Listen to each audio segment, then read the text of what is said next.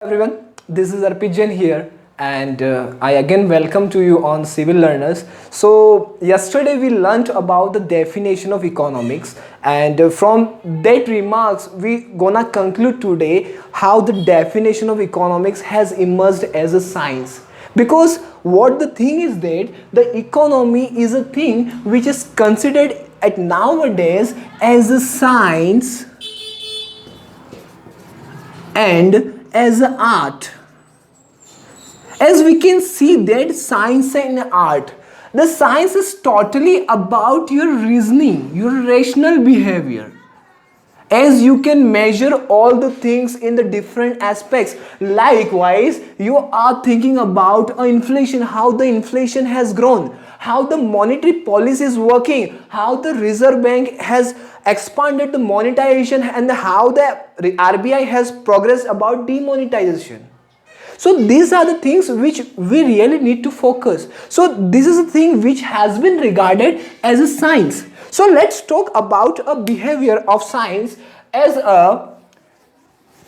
the economy is a science in the behavior of the utility, which we yesterday considered about what kind of utility, the use of scarce means, or you maybe call it your resources. For what? For the best ends. So let's talk about a scarce mean and resources, how this definition has emerged. Yesterday we talked about the Adam Smith's book, which has been totally focused on the classical economy. What we mean by classical economy? Classical economy is just a meaningful to the natural laws or natural rights of any individual.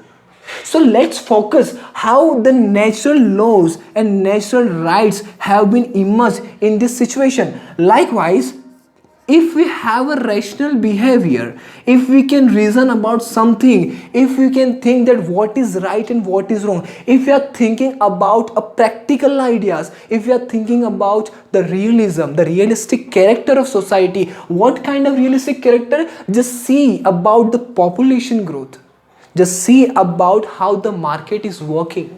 See about demand and supply. And see about all these aspects in a very wide manner.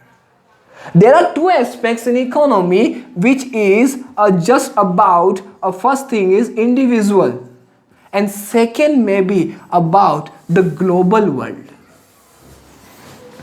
So at the likewise with defining with individual, we may have a different reasons and different supplies.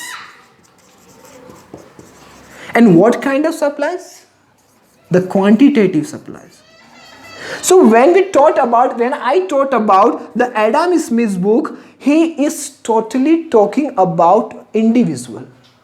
He is totally talking about natural laws. He is totally talking about non-interference of state.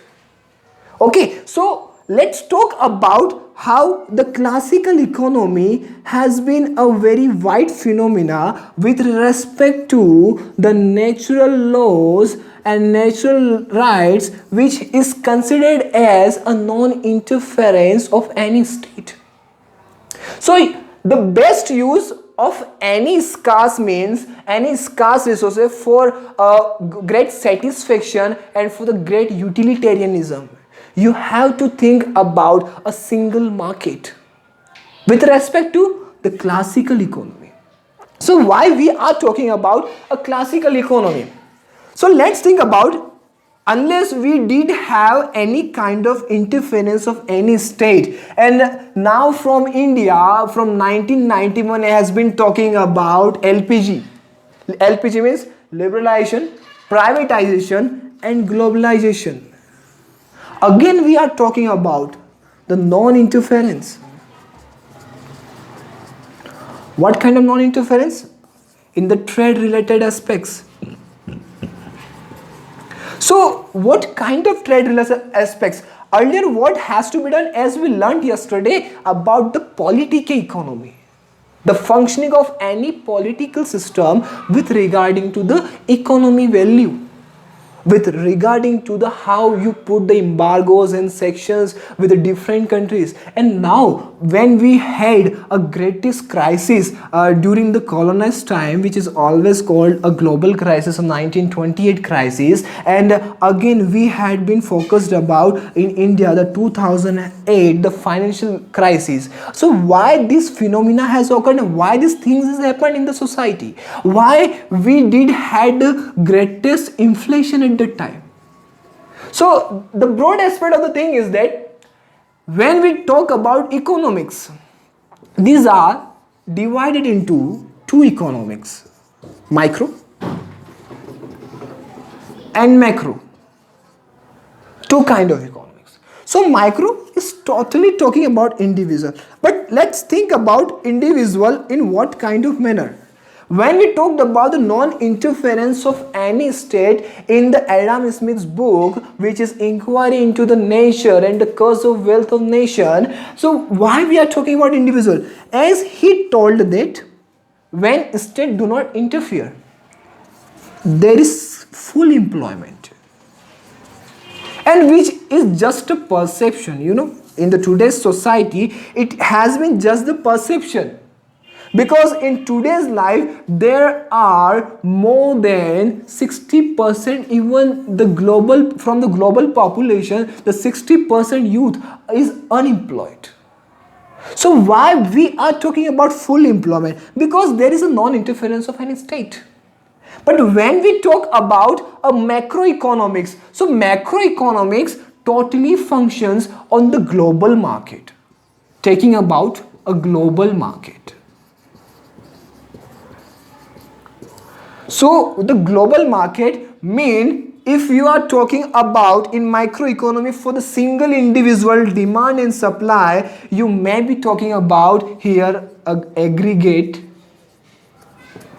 demand and supply. Aggregate demand and supply. Aggregate demand and supply means about the total demand and total supply of the people living in this country. So why we have focused about microeconomy and the macroeconomy? Because in today's society, what happens with us, we have different kinds of policies regarded with the different governments, and they always focus on the different kinds of employment and unemployment things, which has been divided into the frictional unemployment and the seasonal unemployment, and there are so many aspects on unemployment. So why have we have been regarded with the unemployment? So when we talked about microeconomy, so microeconomy always tells that from the demand side we need to focus on the greatest utility, but on the supply side we need to focus on minimum profits at minimum cost. Cost means the price of any individual or any individual thing. So they are talking about a greatest utility, and on supply side the minimum profits from the minimum cost.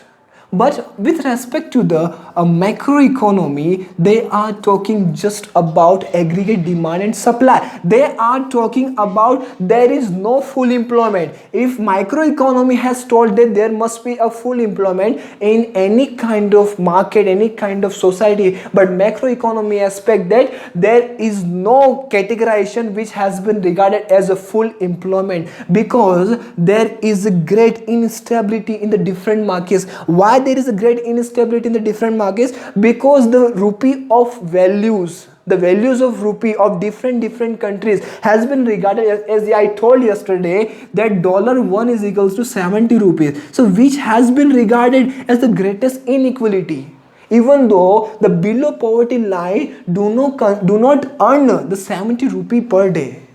And yeah, we are focusing on the different policy markets and the different datas of the government, and we are talking about the right to information, but we are not being regarded likewise we are being provided by the information. So the thing is that we need to focus like what is the reality, What is the practical idea? So the practical idea depends on the consumption. And what kind of consumption? When you make the best use of scarce resources with the best ends, which has been regarded as a science. What is science? When you go to lab, the chemistry lab, you can really have a great measurement about different resources and then quantify them different things.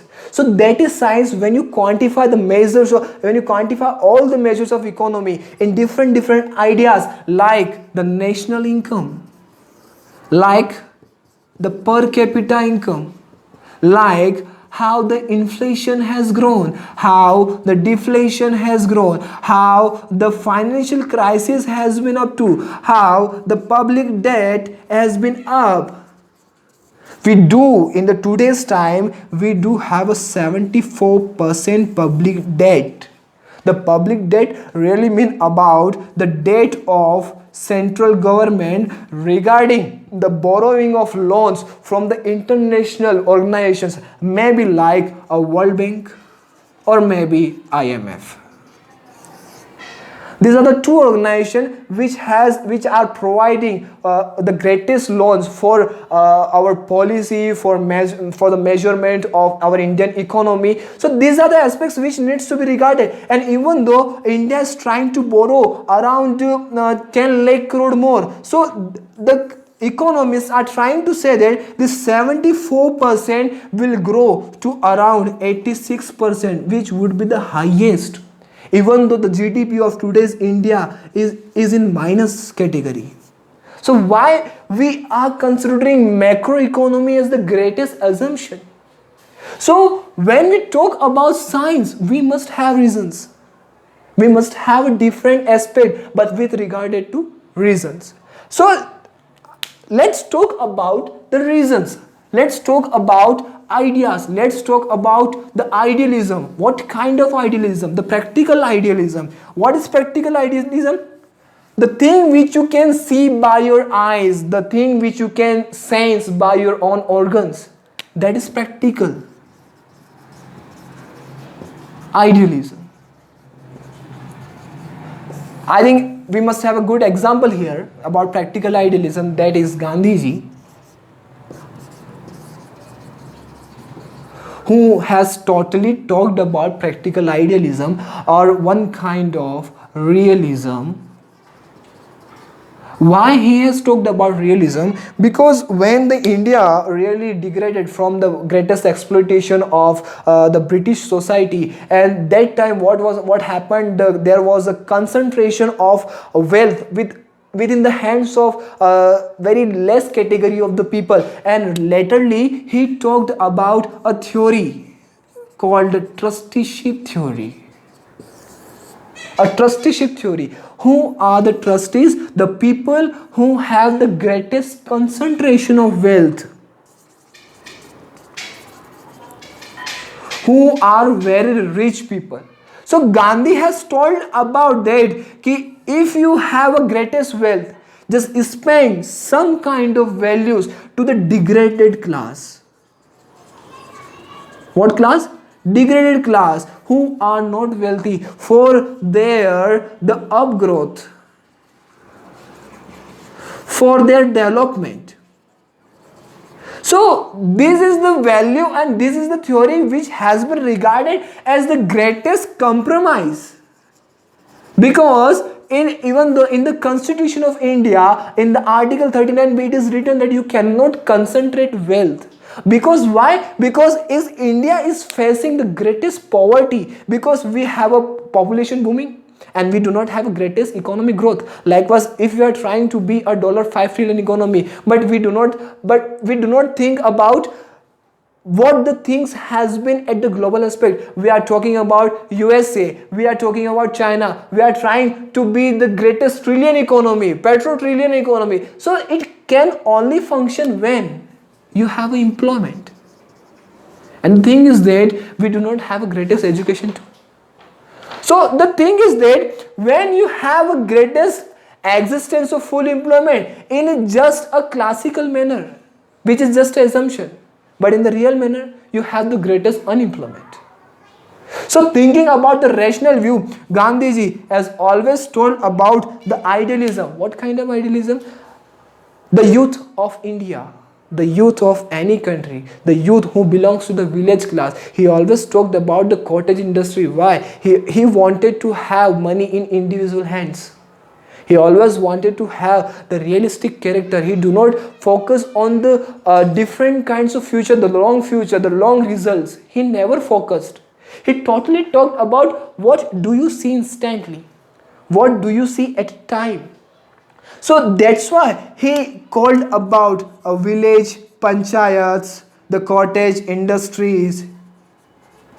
And even though Gandhiji was somewhere characterized as a stateless man who didn't want about having any kind of state, any kind of dominance on the people. So regarding all this realism, idealism and all this broad aspect, we should think about what is the real character of today's economy. So along this, we have here a concluding remark about what is microeconomy, what is macroeconomy, what is practical idealism, and these all the things. When you consider about economy, just think about the utility, your satisfaction, your compromission, your about the Gandhiji's, the practical realism, the practical idealism. These are the aspects, the broad aspect, the bottom aspect, the base aspect, which has been a core value for any kind of economical aspect. So thank you so much, and we will meet tomorrow again at this time and with again a good topic. So if you like our video, so do subscribe and do share, because we hope that you would have a greatest knowledge here. Okay, thank you.